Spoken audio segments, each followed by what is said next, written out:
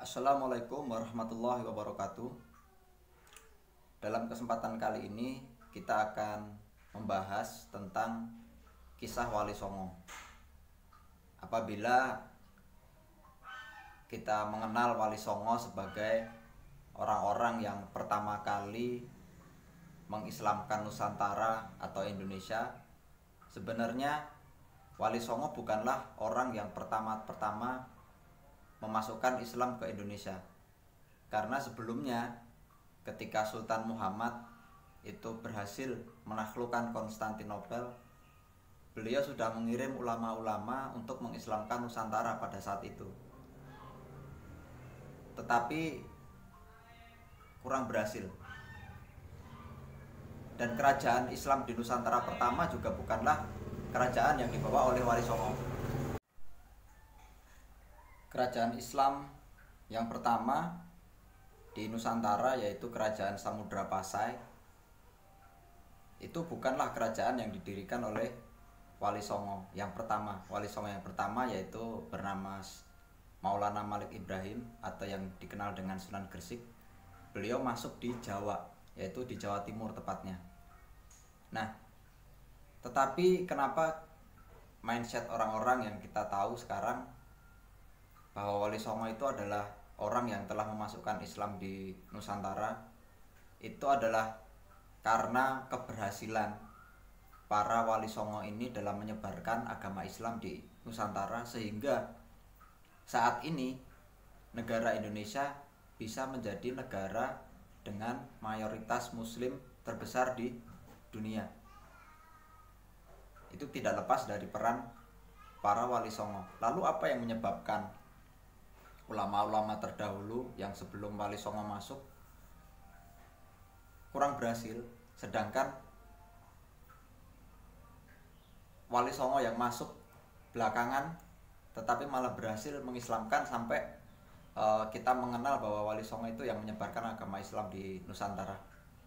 Itu sebenarnya tidak lepas dari metode yang digunakan oleh para Wali Songo untuk menyebarkan agama Islam di Nusantara. Sebelum Islam masuk ke Nusantara, sebelumnya di sini di Nusantara sendiri sudah ada agama, yaitu agama Hindu-Buddha. Kalau Islam menawarkan tentang sistem pemerintahan, di Nusantara sudah ada kerajaan. Jadi sebenarnya di Nusantara ini sebelum Islam masuk itu sudah komplit. Sistem kenegaraan sudah ada, agama juga sudah ada. Lalu mengapa ketika Islam datang itu menyebarnya sangat cepat? Nah, ini karena sekali lagi tadi saya jelaskan, yaitu karena metode yang digunakan oleh para Wali Songo ini bisa diterima oleh rakyat Indonesia pada saat itu.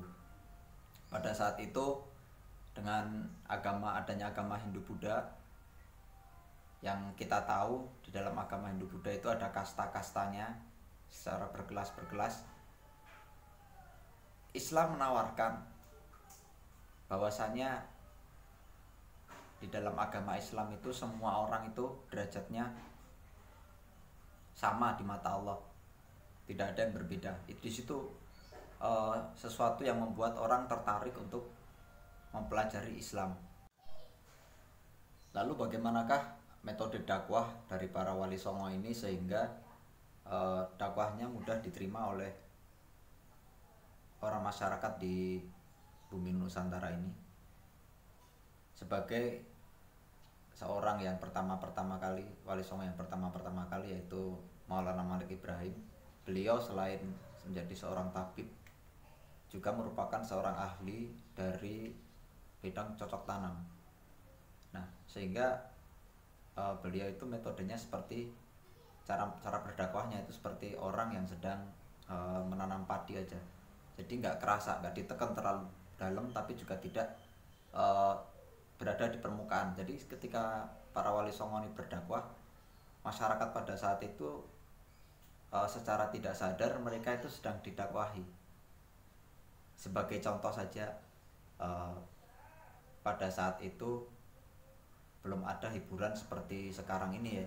ada televisi dan sebagainya. Pada saat itu hiburan masyarakat yaitu berupa kebudayaan-kebudayaan daerah seperti gamelan, kemudian wayang dan sebagainya. Di situ Wali Songo masuk, kemudian dengan cara tembang atau nyanyian yang diajarkan kepada orang-orang pada saat itu, sehingga banyak yang tertarik.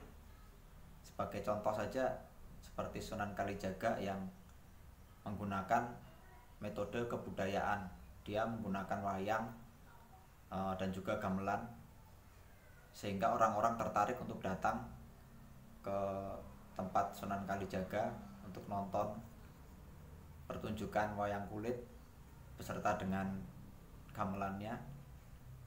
Nah, di situ diselipkan ajaran-ajaran tentang Islam dari kebudayaan itu.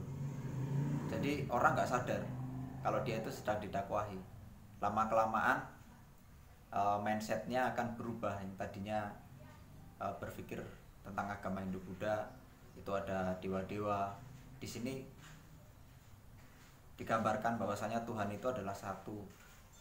Di situ ajarannya sangat luar biasa sekali cara Wali Songo ini berdakwah, yang sehingga membuat orang-orang jadi banyak yang masuk Islam pada saat itu. Tentu tidak hanya satu metode saja yang digunakan, akan banyak sekali metode yang digunakan oleh para Wali Songo, dan setiap wali juga menggunakan metode yang berbeda-beda.